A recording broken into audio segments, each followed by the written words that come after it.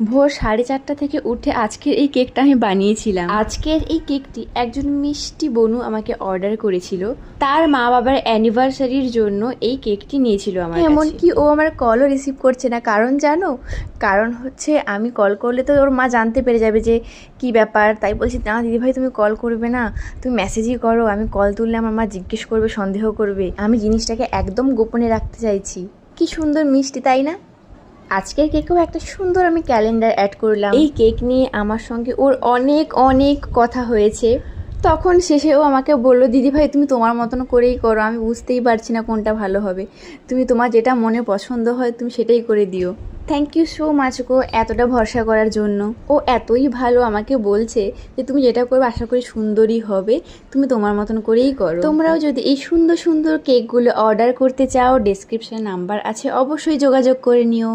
দেখা হচ্ছে পরবর্তী ভিডিওতে। সবাই ভালো থেকো, সুস্থ থেকো, বাই।